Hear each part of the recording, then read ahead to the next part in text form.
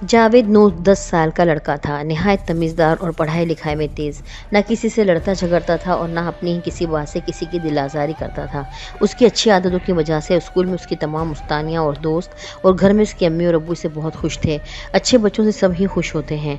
चूँकि उसका कोई भाई ना था न बहन, इसलिए वो घर में होता तो अपनी अम्मी के पीछे पीछे ही फिरता रहता और इनको स्कूल में होने वाली हर बात बताता। अम्मी कोई काम कर रही होती तो उनका काम में हाथ बटाता। जावेद की एक अच्छी बात यह भी थी कि वो स्कूल से कभी छुट्टी नहीं करता था। उसे इस बात का इल्म था कि छुट्टियां करने वाले बच्चे पढ़ाई में पीछे रह जाते हैं। अगर कभी बुखार की वजह से उसकी तबीयत ख़राब हो जाती तो उसकी अम्मी को उसकी ज़बरदस्ती छुट्टी करवाना पड़ती थी, वरना वो तो छुट्टी करने पर राज़ी ही नहीं होता था।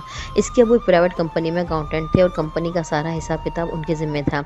जिस कंपनी में वो काम करते थे वहाँ गाय भैंसों का दूध साइंटिफिक तरीक़ों से डब्बों में बंद करके मुल्क भर में सप्लाई किया जाता था।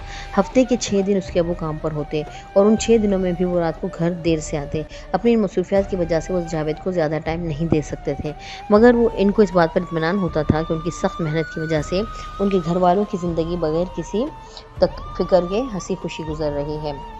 जिस घर में वो रहते थे उनका अपना था। वैसे तो उन्हें कंपनी वालों की तरफ से ट्रांसपोर्ट की सहूलत थी, मगर उन्होंने कुछ अरसे पहले गाड़ी भी ख़रीद ली थी ताकि जावेद की अम्मी और जावेद को उनकी गैर मौजूदगी में कहीं आना जाना हो तो उन्हें किसी किस्म की परेशानी ना उठानी पड़े।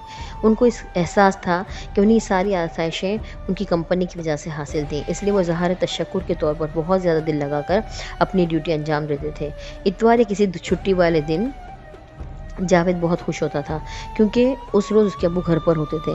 जावेद पूरी कोशिश करता था कि छुट्टी वाले रोज़ सुबह सवेर उठकर अब्बू के पास ही जाकर बैठ जाए। इसके अब्बू छुट्टी वाले दिन या तो अखबार पढ़ते थे या फिर टीवी देखते रहते थे।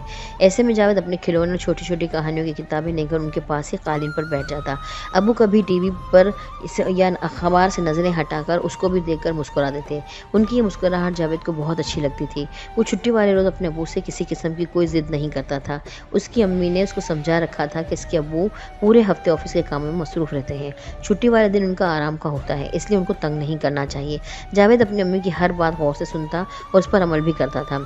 इसने कभी भी अपने अब्बू को बेजा ज़िद्दों से तंग नहीं किया था। इसके अब्बू कभी भी उसे और उसकी अम्मी को घुमाने फिराने भी ले जाते थे। महीने में एक आध बार वो लोग बाहर खाना भी खाने जाते थे।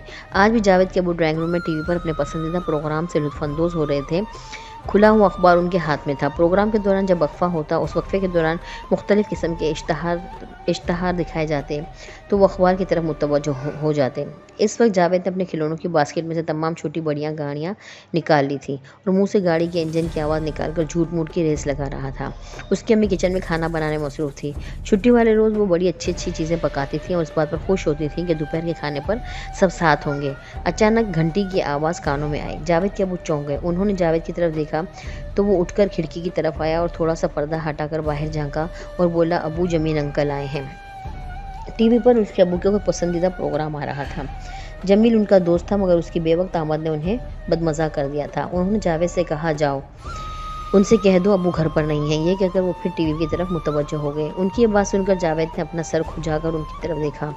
उसकी आंखों में अजीब से तासुरात थे और वो कुछ कहना चाह रहा था। जावेद को हुक्म देकर उसके अब्बू दोबारा टीवी देखने लगे। जब जावेद ने देखा कि वो उसकी तरफ मुतवज्जो नहीं है तो वो खामोशी से अपनी गाड़ी के पास सर झुकाकर बैठ गया। कुछ देर घंटी बाद फिर घंटी बजी तो उसके अब्बू झंझला गए। उन्होंने गुस्सैली नज़रों से जावेद को देखा और कदरे तेज़ आवाज़ में बोले, बेटा तुमने सुना नहीं मैंने क्या कहा? घंटी की इस दूसरी आवाज़ पर उसकी अम्मी भी किचन से निकलकर वहाँ आ गई थी। अब्बू के सवाल पर जावेद अपनी जगह से उठा और उनके करीब आकर सर झुकाकर बोला, सॉरी अब्बू, मैं जमील अंकल से ये नहीं कह सकता कि आप घर पर नहीं हैं। ये तो झूठ है और अम्मी ने झूठ बोलने से मना किया है। हमारी मिस भी हमें बताती हैं कि झूठ बोलना बुरी बात होती है, इसलिए कभी भी झूठ नहीं बोलना चाहिए। उसकी बात सुनकर उसके अब्बू हक्का बक्का रह गए। जावेद की इस बात ने उन्हें सख्त शर्मिंदा कर दिया था। जावेद इस इंतज़ार में था कि अब्बू की तरफ से डांट पड़ेगी, मगर ऐसा कुछ भी नहीं हुआ। उसके अब्बू सोफे से उठे, जावेद की गाल थपथपाए और बोले, शाबाश बेटे, आज तुमने ये बात साबित कर दी कि बच्चे भी बड़ों को अच्छी बातें बता सकते हैं। ये कहकर वो ड्राइंग रूम से बाहर निकल गए। जावेद की अम्मी सब कुछ समझ गई थी। उन्होंने मुस्कुराकर जावेद को देखा मगर बोली कुछ नहीं और वापस किचन में चली गई। 10-15 मिनट गुजरे होंगे कि जावेद के कानों में अब्बू के ज़ोरदार कहे की आवाज़ आई। उसने घुटनों के बल थोड़ा सा उचक कर खिड़की से बाहर झांका तो क्या देखता है कि इसके अब्बू और जमील अंकल लॉन में बिछी कुर्सियों पर बैठे एक दूसरे से बातों में मशगूल हैं और सामने मेज़ पर रखी चाय पी रहे हैं। जावेद को न जाने क्यों ये मंजर बहुत अच्छा लगा। वो खिलौनों को वहीं छोड़कर खिड़की में आकर खड़ा हो गया और उन्हें देखने लगा। अचानक इसके अब्बू की नज़र इस पर पड़ गई। जावेद घबरा सा गया, मगर ये देखकर इसकी खुशी की इंतहा न रही कि अब्बू से देखकर मुस्कुराया और उसे बाहर आने का इशारा भी किया।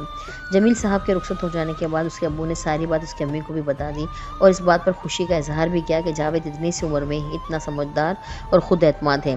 इसकी ये बात सुनकर जावेद की अम्मी भी बहुत खुश हुई। रात हुई तो सोने से पहले अम्मी ने जावेद को अपने पास लिटाकर एक कहानी सुनाई। बगैर कहानी सुने उसे नींद नहीं आती थी। कहानी ख़त्म हुई तो जावेद भी सो चुका था। इसकी अम्मी ने इसकी पेशानी पर बोसा दिया और धीरे से बोली, शाबाश बेटा, आज तुमने मेरा और अपने अब्बू का सर फ़ख्र से बुलंद कर दिया है।